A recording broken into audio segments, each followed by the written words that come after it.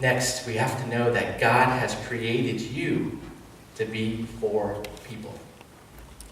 It's in you to love others. The image of a good and generous God is in your soul's DNA. There's a tendency, yes, for us to drift towards selfishness and greed. That's part of our sin nature that we'll never be able to shake. And it applies to everybody.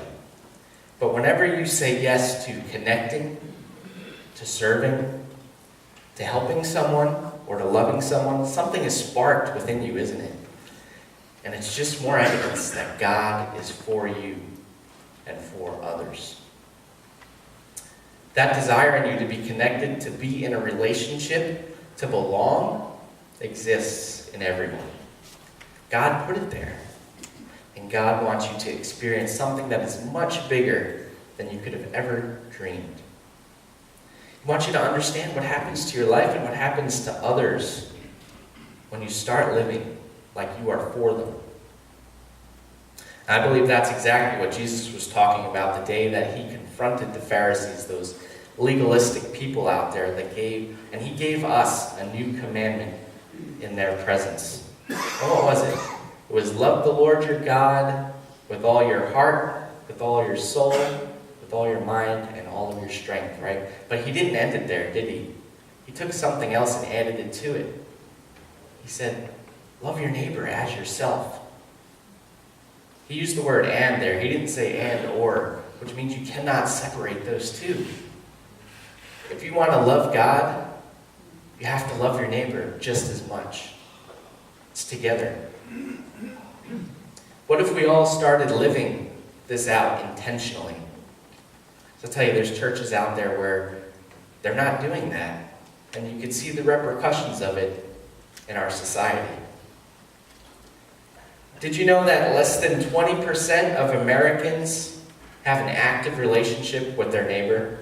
I'm talking about the people that live right next door to you.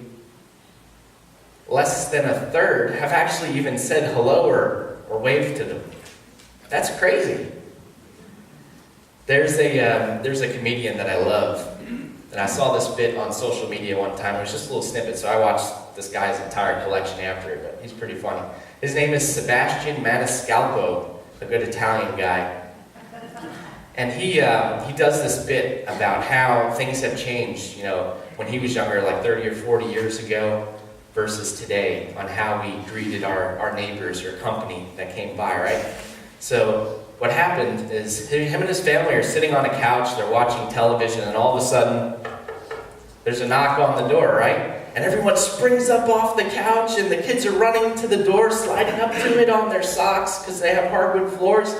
And the mom or the dad opens the door, and he's like, oh, look who it is. We've got company. Come on in. And they all go back, and they stop what they were doing. They sit in the family room, and they start talking to their company. He doesn't say who it is, but they stopped everything. They welcomed this person right into their house.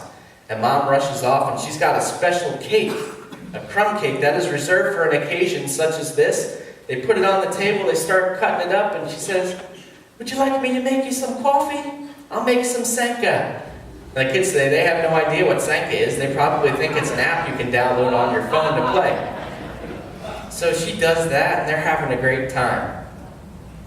The phone rings, and Dad's like, don't you touch it. We've got company. They put company in such high regard 30 to 40 years ago. And today, he contrasts it with this. They're all doing the same thing on the couch, and there's a knock on the door, and the dad's like, what the heck? Are you guys expecting anybody? Did you order Amazon today? No? All right, you go get the sword. It's under the couch. Get the sword. Get my nunchucks. It's go time. And they all the mom's army crawling out of the room, and the dad goes to the door, and they're all like 10th degree ninjas ready to fight whoever is at the door, right? This is the society that we live in today. And we cannot be the light of the world if we're just keeping it to ourselves, especially with our neighbors. Being for each other is vitally important. Think about what it means to the Steve Carleos that might be sitting in the pews next to you, or someone that needs a spiritual mentor or a little bit of love. And I really feel like we've been digging deep throughout this series, and I hope you've enjoyed it. But what do you say we get a little extra crazy now? We gotta let our hair down a bit for this, okay? What if everyone in this church started saying yes to other churches? What if our church decided that we want other churches to win too? Man, that could be a touchy subject in some places. But aren't we all called to the same mission? Right? We're called to make disciples for all nations. What would it look like practically for us here at our church?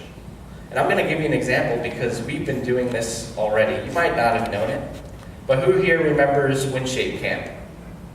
And this is just an example from my ministry. There's other examples throughout the church. Okay, so Windshape Camp, I just kicked off the leadership team meetings this past Thursday. So we're getting ready for June because it's coming quick.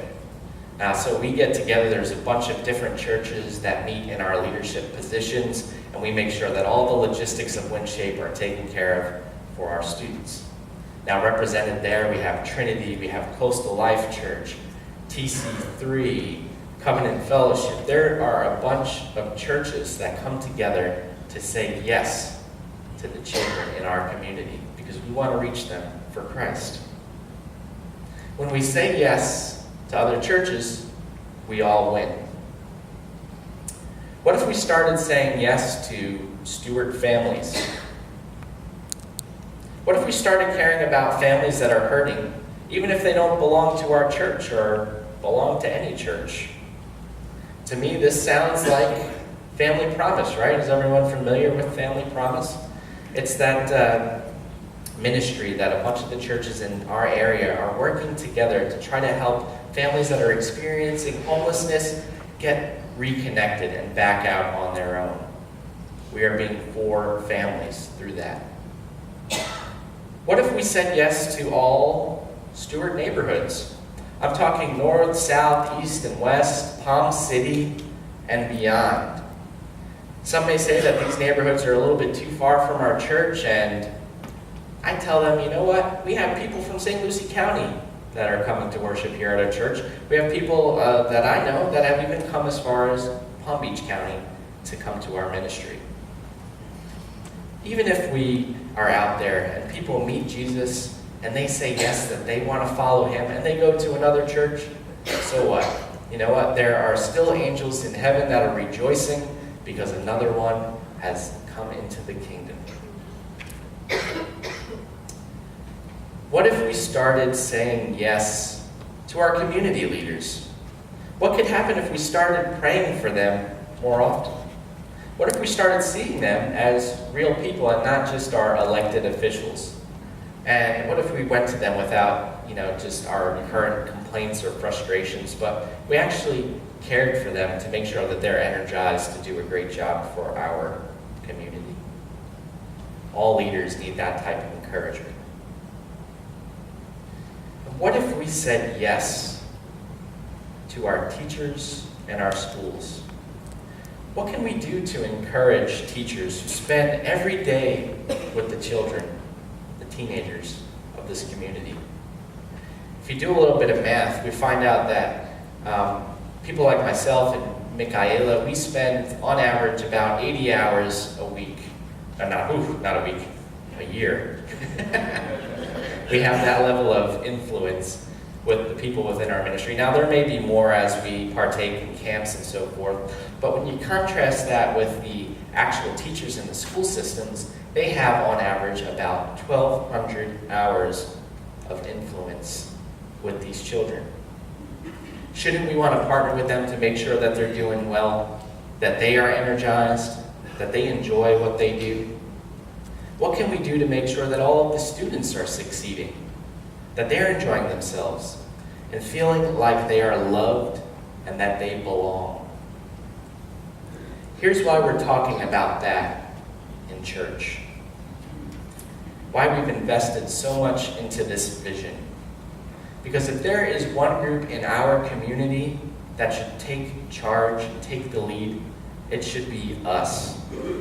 Because we know the love and grace of a God who has been for us. And we have been called to be for others.